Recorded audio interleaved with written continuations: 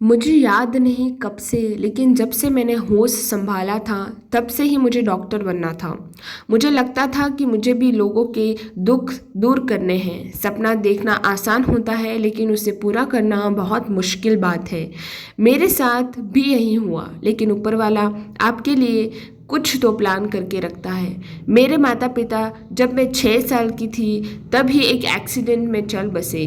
उनके अलावा मेरा इस दुनिया में कोई नहीं था। मुझे याद है पड़ोस की मासी ने कुछ दिन मेरा ख्याल रखा, मुझे खिलाया, मुझे उस समय संभाला।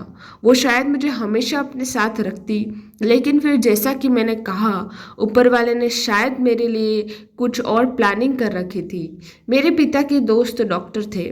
वो हमारे घर आया फिर करते थे। जैसे ही उन्हें मेरे पिता और माता के बारे में पता चला, वो आए और उन्होंने मुझे गोद लेना चाहा। उनके कोई संतान नहीं थी। बस फिर उसी दिन से वो मेरे पिता और माँ बन गए। मैं अपने आप को खुशकिस्मत मानती हूँ कि मुझे वो मिल गए, लेकिन इसमें मैं उनकी मर्जी थी। एक दरवाज़ा जहाँ बंद होता है, वहीं दूसरा दरवाज़ा अपने आप वो खोल देता है।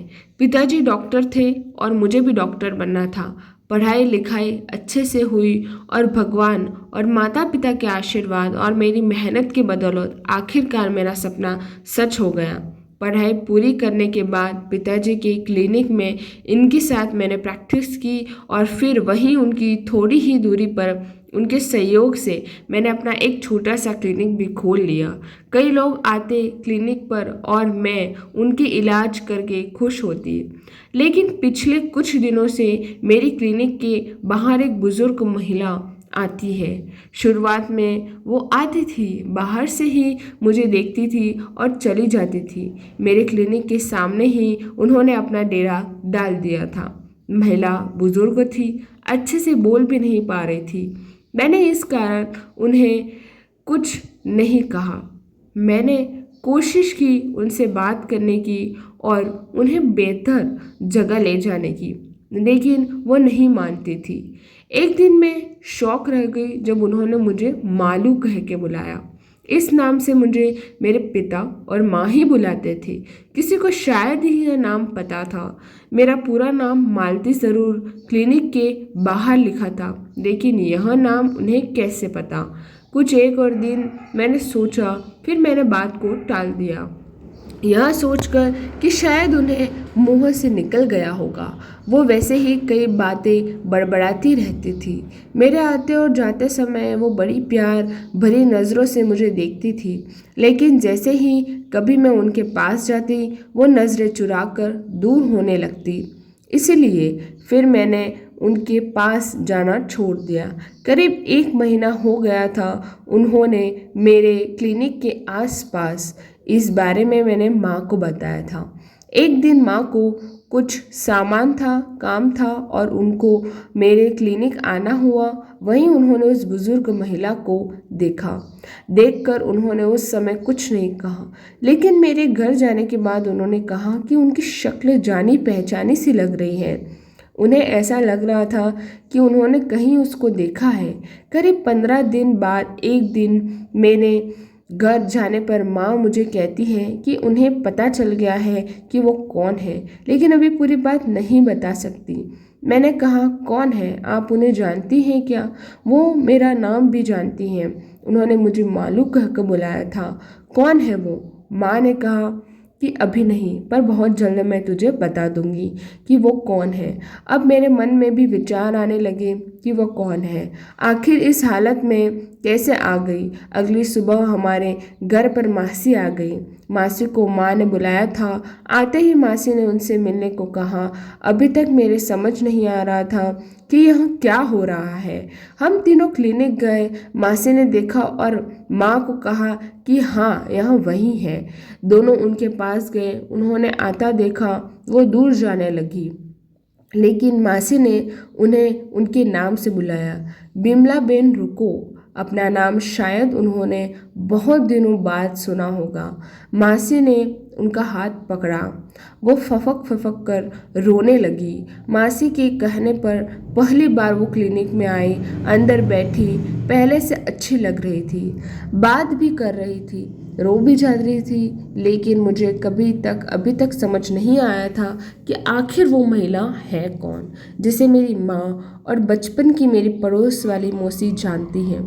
माँ जब उनसे बात कर रही थी तब मैंने मासी को बुलाया और पूछा कि आप तो बता दो यह कौन है। मासी ने बोला, तुझे याद नहीं?